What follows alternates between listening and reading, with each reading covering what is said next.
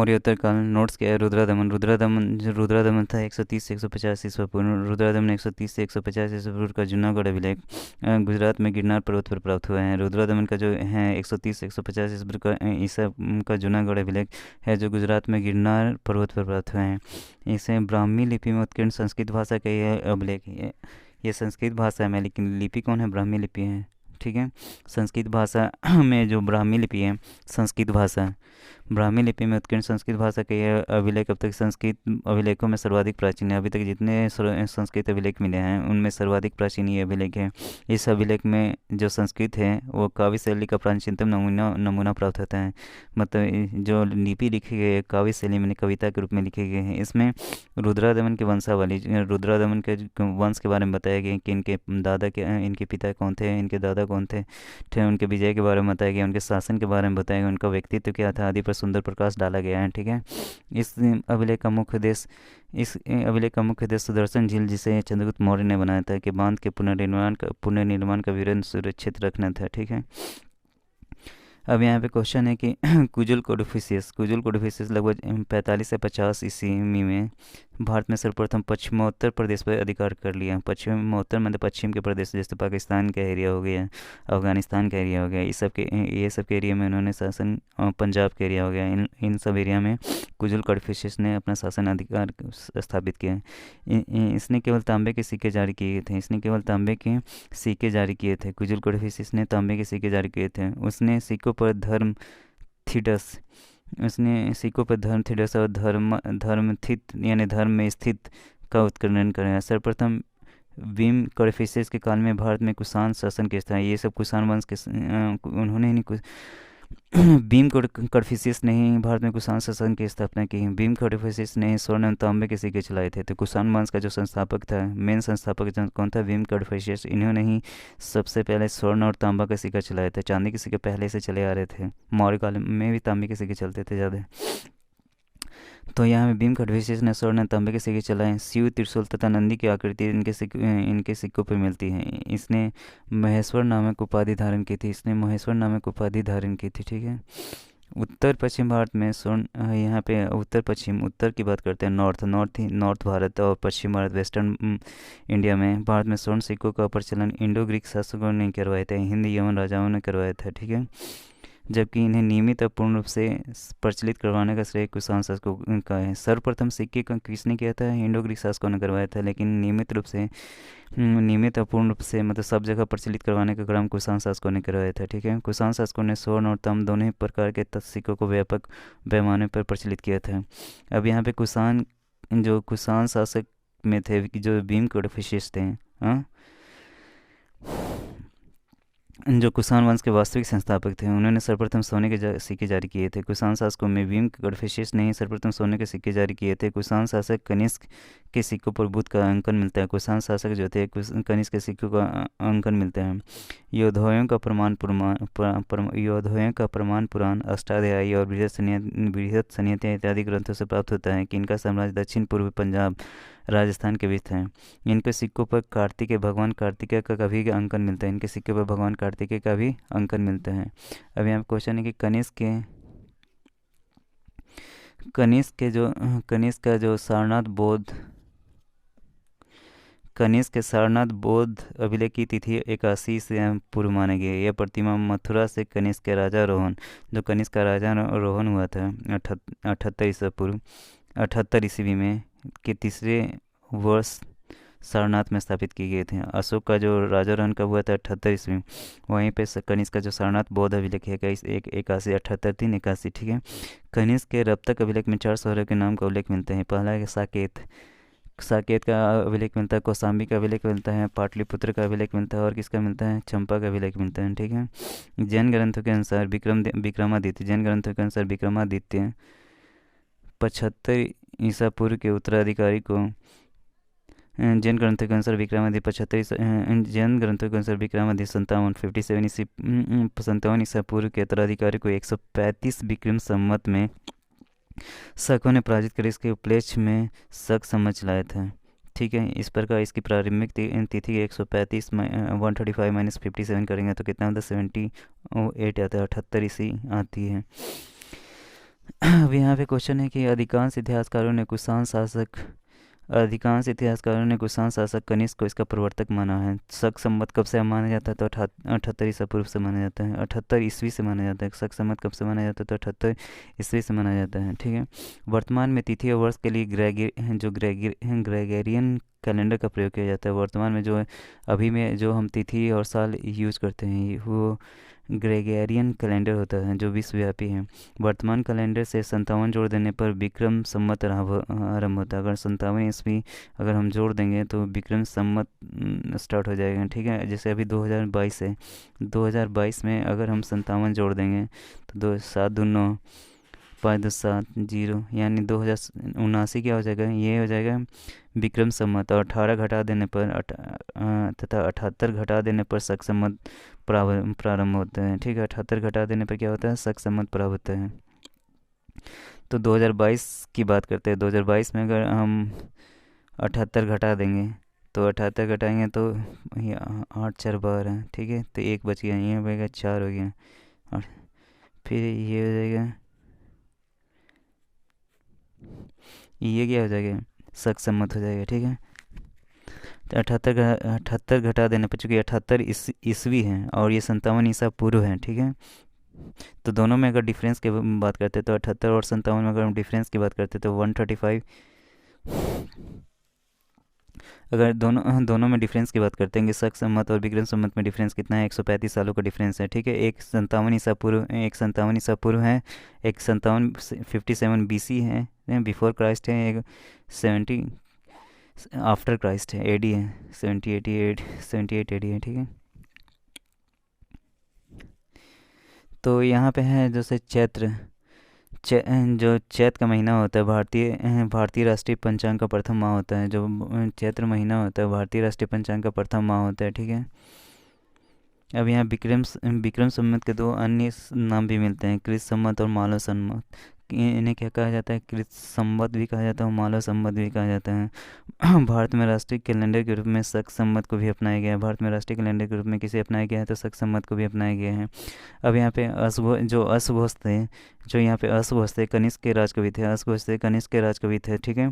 यहाँ पे सौंदरानंद, बुद्ध चरित्र तथा सारिक पुत्र प्रकरण की प्रमुख रचनाएं हैं। वसुमित्र भी कनिष्क के आश्रित विद्वान थे।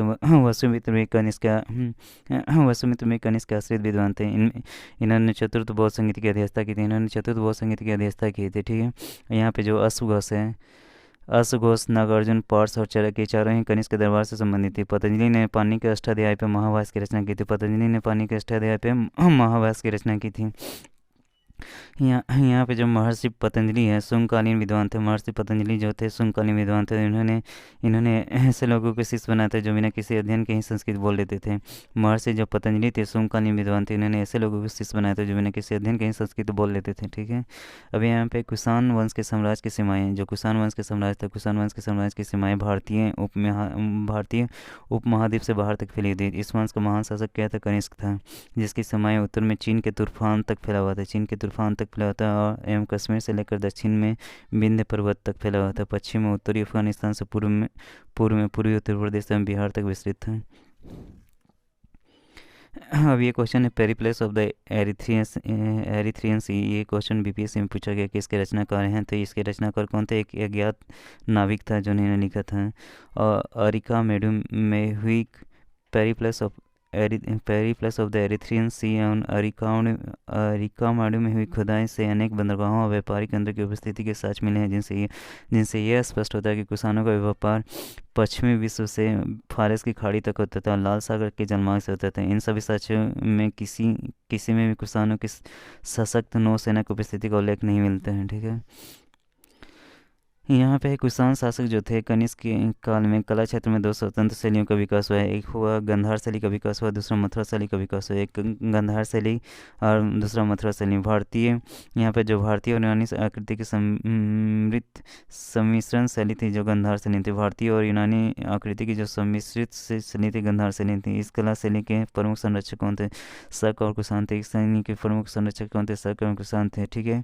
इस कला का विषय मात्र बौद्ध होने के कारण इसे यूनानी बौद्ध कहा गया, ग्रीको बुद्धिस्ट कहा गया। इस कला का विषय मात्र बौद्ध होने के कारण इसे यूनानी बौद्ध कहा गया, ग्रीको बुद्धिस्ट कहा गया, इंडो ग्रीक कहा गया और ग्रीको रोमन कहा गया जाता है।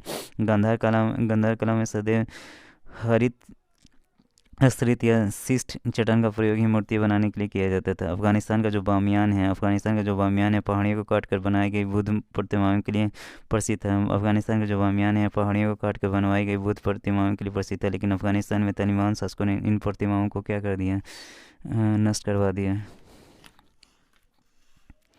अब यहाँ पे बात करते हैं कि कुषाण काल प्रथम शती में बाल विवाह की प्रथा प्रारंभ हुई थी। कुषाण काल की प्रथम शती में ही बाल विवाह की प्रथा प्रारंभ हुई थी। स्त्रियों में उपनयन की समाप्ति और बाल विवाह के प्रचलन ने उसे समाज में अत्यंत निम्न स्थान में ला दिया था। और स्त्रियों अब यहाँ पे क्वेश्चन कि भारत में बाह्य आक्रामकों के कालों का सही काला अनुक्रम है। पहला कि यूनानी 326 ईसा पूर्व में सिकंदर महान, शक प्रथम शताब्दी ईसा पूर्व, कुषाण पहली शताब्दी। ठीक है, यहाँ पर जो ईरानी शासक था डेरियस प्रथम। ईरानी शासक डेरियस प्रथम ने सर्वप्रथम भारत के कुछ भागों को अपने अधीन में ले लिया था। हेरोडोटस के अनुसार डेरियस प्रथम के साम्राज्य में संपूर्ण सिंधी घाटी का प्रदेश शामिल था। सिंधु घाटी का प्रदेश शामिल था। पूर्व की ओर इसका विस्तार राजपूताना के रेगिस्तान तक था। अब यहाँ क्वेश्चन कि मिनांडर तथा उसके पुत्र स्टेटो प्रथम के सिक्के मथुरा में मिले थे। मिनांडर और उसके पुत्र स्टेटो प्रथम के सिक्के मथुरा से मिले थे। स्टेटो टू ने शीशे के सिक्के जारी किए थे। शीशे के सिक्के जारी किए थे। इस हिंद यवन शासक का शासन किया था 25 ईसा पूर्व से 10 ईसा तक माना जाता है। इस हिंद यवन शासक का शासन किया था 25 ईस्वी पूर्व से 10 ईस्वी तक माना जाता है। ठीक है, अब यहाँ पे क्वेश्चन है कि 184 ईसा पूर्व में पुष्यमित्र शुंग ने अंतिम मौर्य शासक बृहद्रथ की हत्या करके शुंग राजवंश की स्थापना की। अब यहाँ क्वेश्चन है कि 184 ईसा पूर्व में पुष्यमित्र शुंग ने अंतिम मौर्य शासक बृहद्रथ की हत्या करके शुंग राजवंश की स्थापना की थी। ठीक है, पुराने के अनुसार पुष्यमित्र ने 36 वर्षों तक शासन किया। महर्षि पाणिनि ने शुंग वंश को भारद्वाज गोत्र का ब्राह्मण बताया। अयोध्या के लेख से ज्ञात होता है कि पुष्यमित्र ने 2 अश्वमेध यज्ञ कराए थे। अयोध्या के लेख से ज्ञात होता है कि पुष्यमित्र ने 2 अश्वमेध यज्ञ कराए थे। पतंजलि पुष्यमित्र शुंग के पुरोहित थे। शुंग वंश का 9वां शासक भागवत अथवा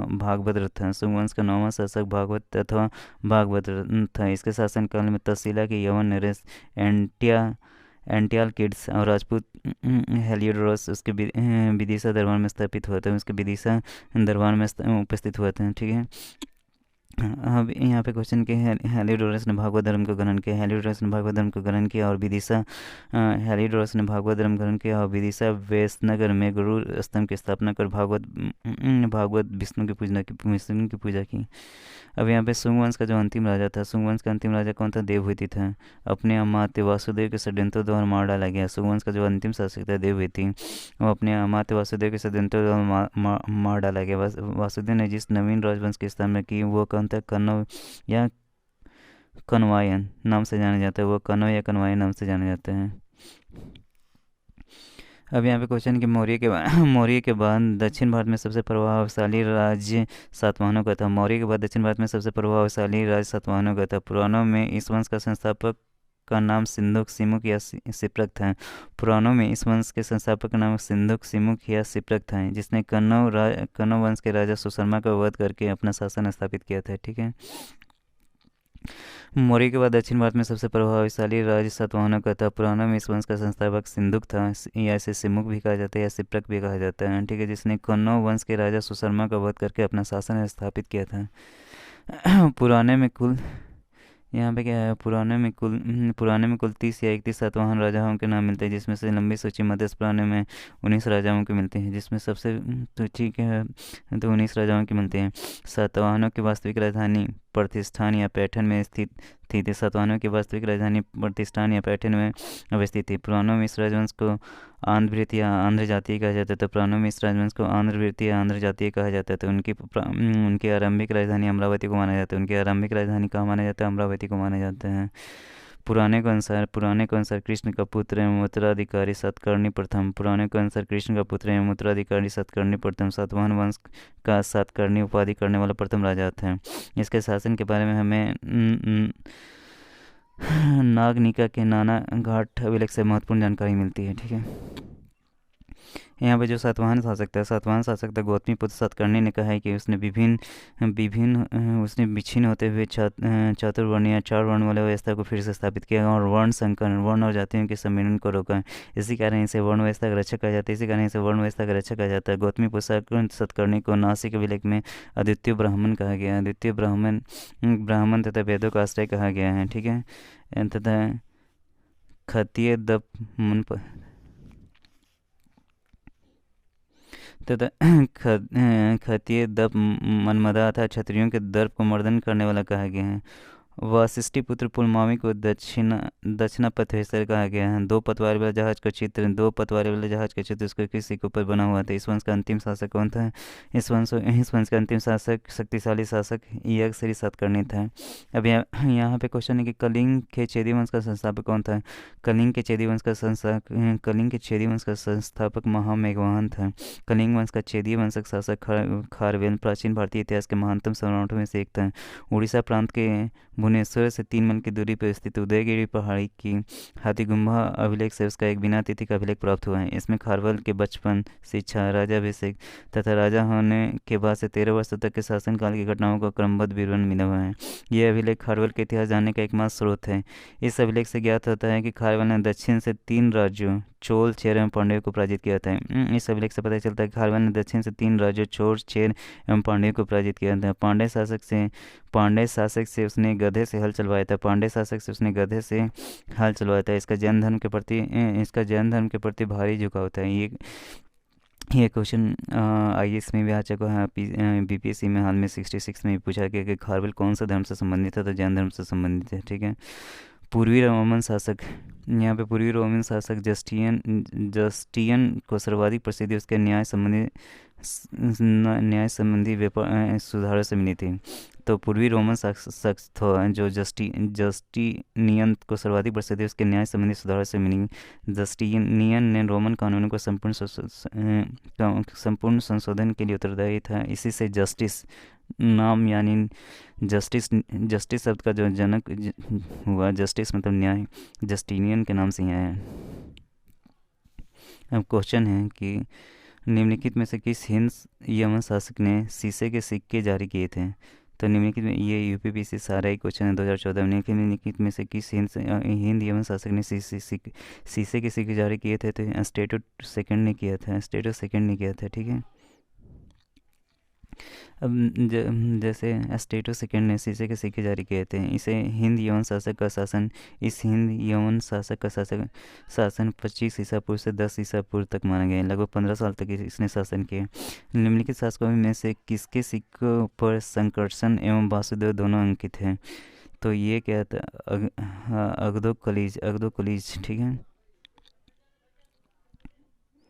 तो यहाँ क्वेश्चन के अफगानिस्तान के एक हनम से अगदो कलीज के सिक्के प्राप्त हुए। अफगानिस्तान के एक हनम से अगदो कलीज के सिक्के प्राप्त हुए जिन पर वासुदेव और संकर्षण का चित्र उकेरा गया है।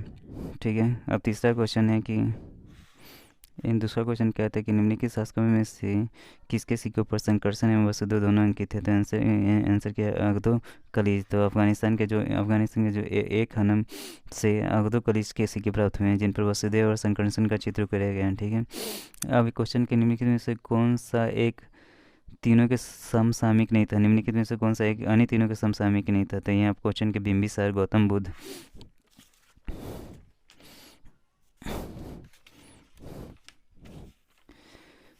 अब यहाँ पे मिलिंद है, प्रसन्नजीत है। तो आंसर क्या हुआ? मिलिंद। ठीक है, तो यहाँ पे बिंबिसार 544 से 492 ईसा पूर्व मगध साम्राज्य के महत्ता का वास्तविक संस्थापक था। वो हर एक कुल से संबंधित था। प्रसन्नजीत कौशल महाजनपद का राजा था। महात्मा बुद्ध का समकालीन था।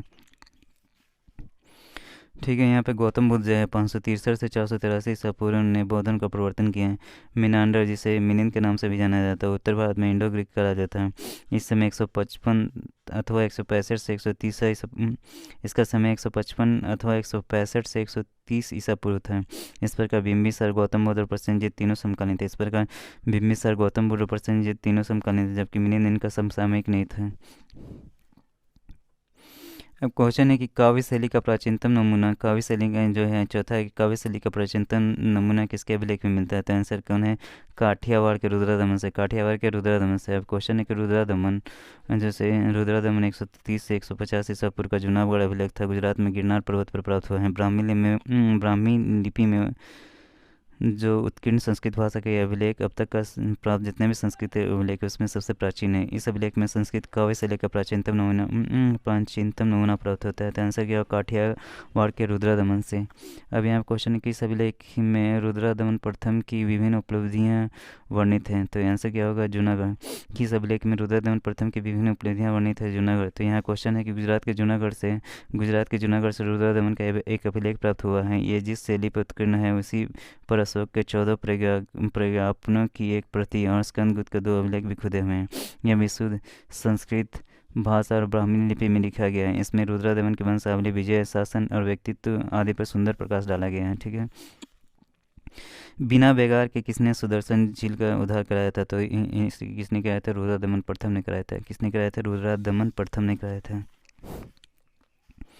अब यहाँ क्वेश्चन है कि जूनागढ़ अभिलेख से पता चलता है कि रुद्रदमन ने गिरनार के निकट सुदर्शन झील की मरम्मत बिना बेगार के ही करवाई थी, जो कि मौर्य वंश के शासक चंद्रगुप्त मौर्य के आदेश पर बनाए गए थे। अब यहाँ पे क्वेश्चन है कि कार्दमक क्षत्रपों ने निम्नलिखित में से किस धातु में अति दुर्लभ सिक्के प्रचलित किए थे? तो एक आंसर क्या होगा? ताम्र। अब यहाँ पे क्वेश्चन है कि कार्दमक वंशीय शासकों की मुद्राओं को 2 बड़े वर्गों में विभाजित किया जाता है। प्रथम वर्ग के अंतर्गत उन रजत मुद्राओं को रखा जाता है जो क्षहरात वंशी रजत मुद्राओं की निरंतरता का आभास कराते हैं। द्वितीय वर्ग के अंतर्गत पोटी निर्मित सिक्कों को रखा जाता है। कार्दमक शासक चस्टन ने रजत एवं ताम्र दोनों धातुओं की मुद्राएं चलाई। प्रश्न में अति दुर्लभ सिक्कों के बारे में पूछा गया। इसका सही उत्तर ताम्र होगा, क्योंकि कार्दमक वंशियों ने ताम्र की बहुत कम मुद्राएं को चलाया था। ठीक है। अब यहाँ क्वेश्चन की सूची 1 को सूची 2 से सम्मिलित कीजिए, नीचे दिए गुट में सही उत्तर चुनिए। तो पहला है डिमेट्रियस, दूसरा है रुद्रदमन, चौथा है गोंडो फर्निश और आई क्या बीम हो जाएगा। तो आंसर क्या है?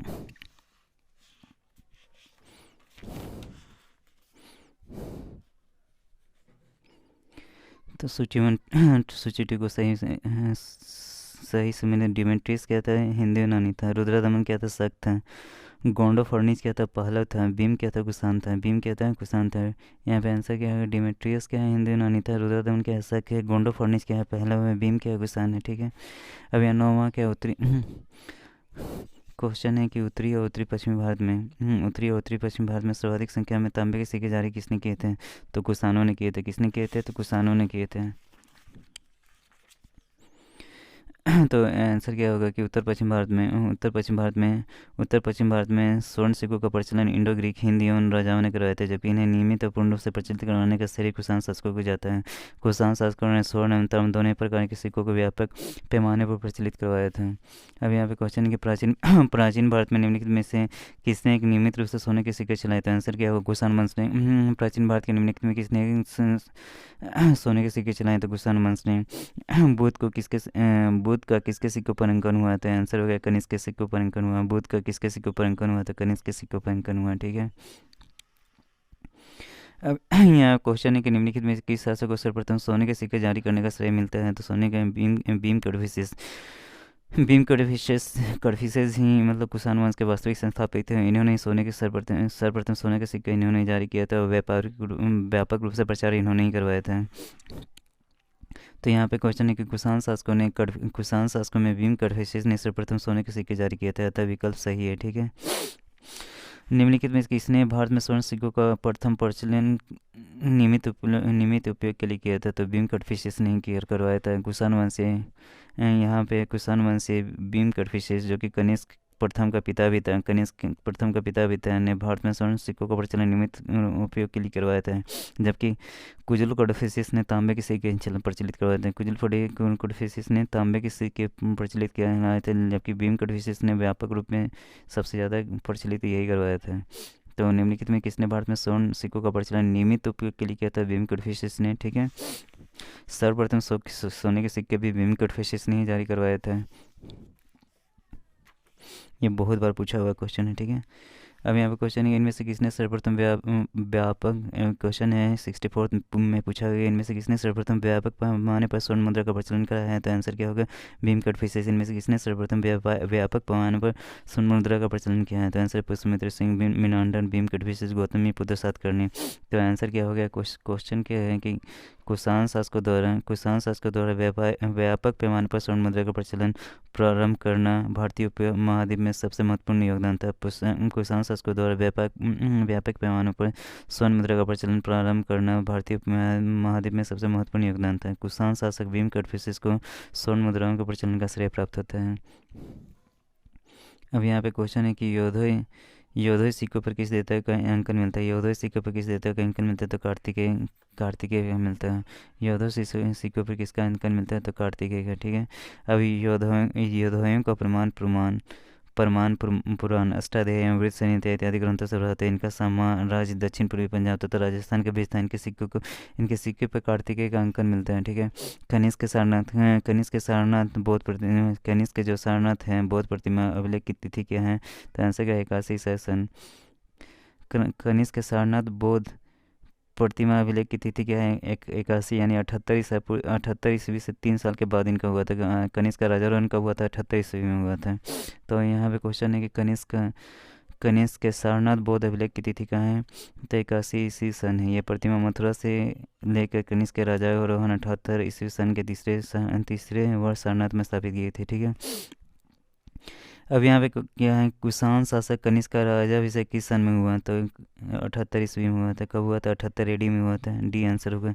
कनिष्क के राजाभिषेक की तिथि अत्यंत विवादास्पद है। इस समस्या पर विचार करने के लिए 1913 तथा 1960 में लंदन में 2 अंतर्राष्ट्रीय सम्मेलन आयोजित किए हैं। द्वितीय सम्मेलन में आम सहमति 78 ईस्वी के पक्ष में ही बनी। इस समय से ही शक सम्मत को प्रारंभ माना जाता है।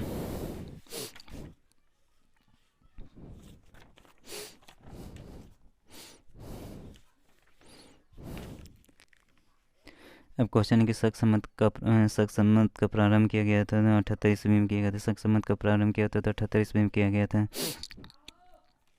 तो जैन ग्रंथों को विक्रमादित्य 57 ईस्वी पूर्व के उत्तराधिकारी को 135 विक्रम संवत में शकों ने पराजित कर इसके उपलक्ष्य में शक सम्मत चलाया था। इस प्रकार इसकी प्रारंभिक तिथि 135 - 57 78 ईस्वी पूर्व आती है। ठीक है, तो शक सम्मत कब चलाया गया था? तो शक सम्मत 78 ईस्वी पूर्व में चलाया गया था। जैन ग्रंथों के विक्रमादित्य 57 ईस्वी पूर्व के उत्तराधिकारी को 135 विक्रम संवत में शकों ने पराजित कर इसके उपलक्ष्य में शक सम्मत चलाया था। इस प्रकार इसकी प्रारंभिक तिथि के 78 ईस्वी पूर्व आते हैं। अधिकांश इतिहासकारों ने कुषाण शासक कनिष्क को इसका प्रवर्तक माना गया है। ठीक है, विक्रम एवं शक संवत में कितने वर्षों का अंतर है? ये 135 वर्षों का अंतर है। ठीक है, तो ये वर्तमान कैलेंडर से 57 जोड़ने पर प्रारंभ 57 ईस्वी पूर्व तथा 78 घटा देने पर शक संवत प्राप्त होता है। अर्थात 2019 में विक्रम संवत कितना हो जाएगा? 2019 + 57 2076 हो जाएगा। और शक संवत की बात करते हैं तो 2019 में से 78 घटा देंगे तो 1941। अतः तब विक्रम संवत और शक संवत में कितने वर्षों का अंतर है? 135 सालों का अंतर है। अब यहाँ पे क्वेश्चन है कि शक संवत पर आधारित राष्ट्रीय पंचांग कैलेंडर का एक क्षेत्र ग्रेगोरियन कैलेंडर पर आधारित 365 दिन के सामान्य वर्ष की निम्नलिखित तिथियों में से एक का तदनुरूप है। पहला 22 मार्च तथा 21 मार्च। यहाँ पे क्वेश्चन है कि शक संवत पर आधारित राष्ट्रीय पंचांग कैलेंडर का एक क्षेत्र ग्रेगोरियन कैलेंडर पर आधारित 365 दिन के सामान्य वर्ष की निम्नलिखित तिथियों में से एक का तदनुरूप 22 मार्च 21 मार्च। ठीक है, अब यहाँ क्वेश्चन है कि चैत्र भारतीय पंचांग का प्रथम माह होता है। चैत्र भारतीय राष्ट्रीय पंचांग का प्रथम माह होता है। राष्ट्रीय कैलेंडर की तिथियां ग्रेगोरियन कैलेंडर की तिथियों से स्थायी रूप से मिलती जुलती हैं। अर्थात एक चैत्र का महीना 22 मार्च को होता है। लीप वर्ष में 21 मार्च को होता है। चैत्र मार्च अगर सामान्यतः चैत का महीना 22 मार्च से शुरू होता है, लीप वर्ष 21 मार्च को होता है। अब यहाँ पे क्वेश्चन है कि विक्रम संवत कब से प्रारंभ हुई, तो विक्रम संवत कब से प्रारंभ 57 ईसा पूर्व से, शक संवत 78 ईस्वी में हुआ था। विक्रम संवत कब से प्रारंभ हुआ था, 57 ईसा पूर्व से, ठीक है। अब यहाँ पे क्वेश्चन है कि विक्रम संवत के दो अन्य नाम भी मिलते हैं, विक्रम संवत के दो अन्य नाम भी मिलते हैं, पहला है कृत संवत और मालव संवत। विक्रम संवत के दो अन्य नाम भी मिलते हैं, कृत संवत और मालव संवत। जैन साहित्य में महावीर के निर्माण और विक्रम संवत के बीच में 470 वर्षों का अंतर पाया जाता है। जैन साहित्य में महावीर के निर्माण और विक्रम संवत के बीच 470 वर्षों का अंतर पाया जाता है। महावीर का निर्माण तिथि क्या 527 ईसा पूर्व मानी जाती है। तदनुसार विक्रम संवत के प्रारंभ की तिथि 527 से 470 ईसा यानी 57 ईसा पूर्व निर्धारित होती है। अब यहाँ पे कुछ क्वेश्चन है कि निम्नलिखित में से कौन सा वर्ष दिसंबर 2009 में शक संवत का वर्ष होगा, तो ये कितना होगा। अभी यहाँ क्वेश्चन है कि यूपीपीसीएस मेन में पूछा गया है कि 2009 में शक संवत, तो शक है तो 78 इसमें घटा देंगे, तो दिसंबर में 2009 और 78 घटा देंगे 1931 होगा, ठीक है। अगर 2022 की बात करते हैं और अभी पूछा जाएगा शक संवत, तो इसमें 78 अगर घटाएंगे तो कितना होगा 4, और ये कितना हो जाएगा 7 4 11, 8 4 22, 11 4 1944 हो जाएगा, ठीक है।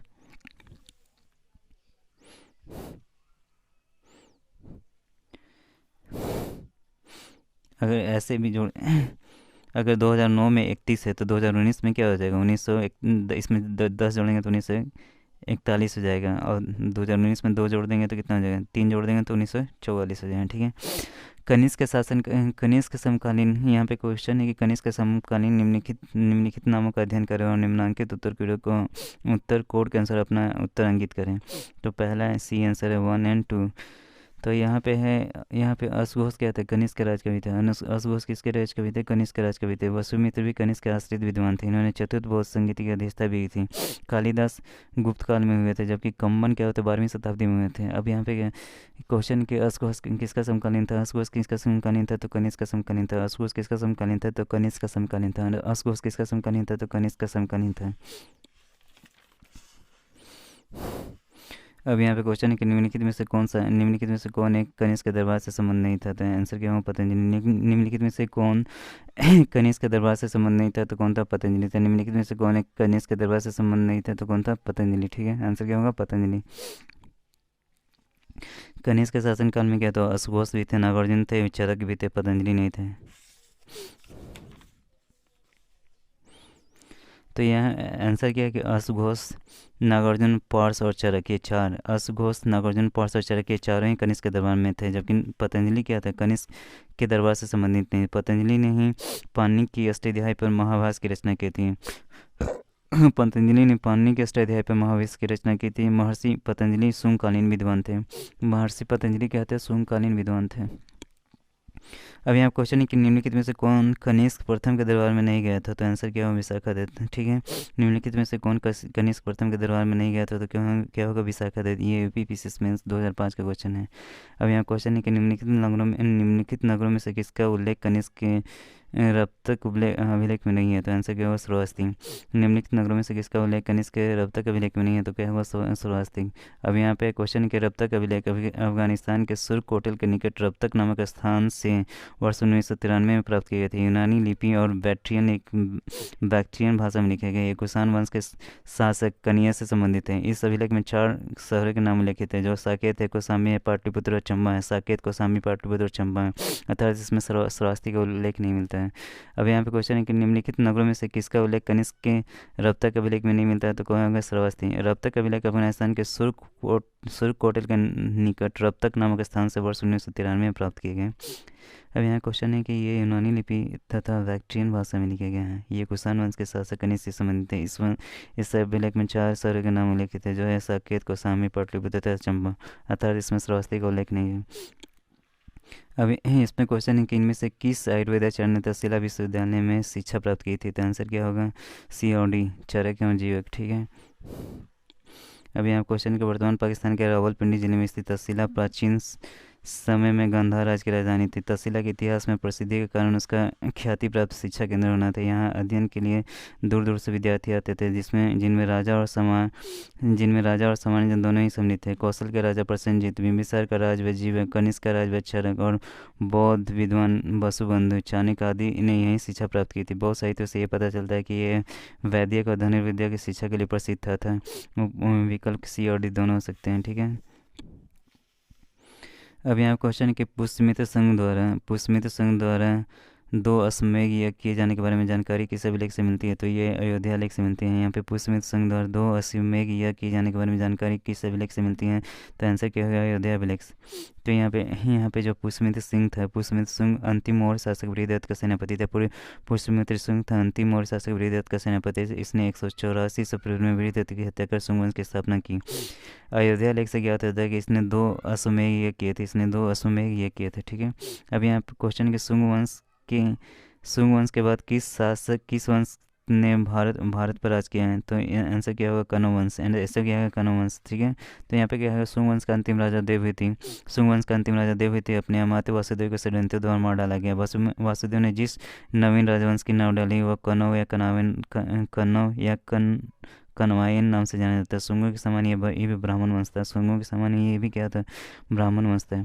तो शुंग वंश के बाद किस वंश ने भारत पर शासन किया? तो शुंग वंश के बाद किसने किया? कनौ वंश ने किया। ठीक है, अब यहाँ पे क्वेश्चन निम्नलिखित में से कौन सा शासक वर्ण व्यवस्था का रक्षक कहा जाता है? तो वर्ण व्यवस्था का रक्षक कौन कहा जाता है? तो गौतमीपुत्र सातकर्णी। ये छत्तीसगढ़ पीसीएस प्री 2013 का क्वेश्चन है। क्वेश्चन है कि सातवाहन शासक गौतमीपुत्र सातकर्णी ने कहा है, कि उसने विच्छिन्न होते हुए चार वर्ण वाली व्यवस्था को फिर से स्थापित किया और वर्ण संकर, वर्ण और जातीय के सम्मिश्रण को रोका। इसी कारण इसे वर्ण व्यवस्था का संरक्षक कहा जाता है। सातवाहन शासक गौतमीपुत्र सातकर्णी ने कहा कि उसने विच्छिन्न होते हुए चार वर्ण वाली व्यवस्था को फिर से स्थापित किया गया और वर्ण संकर, वर्ण और जातियों के सम्मिश्रण होने को रोका। इसी कारण इसे वर्ण व्यवस्था का रक्षक कहा जाता है। अब यहाँ पे क्वेश्चन है कि मौर्यों के बाद दक्षिण भारत में सबसे प्रभावशाली राजा कौन था? तो सातवाहन था। मौर्य के बाद दक्षिण भारत में सबसे प्रभावशाली राजा कौन था? तो सातवाहन था। तो यहाँ क्वेश्चन है कि मौर्य के बाद दक्षिण भारत में सबसे प्रभावशाली राजा सातवाहनों का था। पुराणों में इस वंश के संस्थापक कौन थे? सिमुक या सिप्रक था। पुराणों में इस वंश के संस्थापक का नाम सिमुक या सिप्रक था, जिसने कन्नौ वंश के राजा सुशर्मा का वध कर अपना शासन किया है। तो मौर्यों के बाद दक्षिण भारत में सबसे शक्तिशाली शासक कौन था? सातवाहन था। मौर्य के बाद दक्षिण भारत में सबसे प्रभावशाली राज्य सातवाहनों का था। पुराणों में इस वंश का संस्थापक कैसे मानेंगे? सिमुक या सिप्रक को मानेगा, जिसने कन्नौ वंश के राजा सुशर्मा को वध कर अपना शासन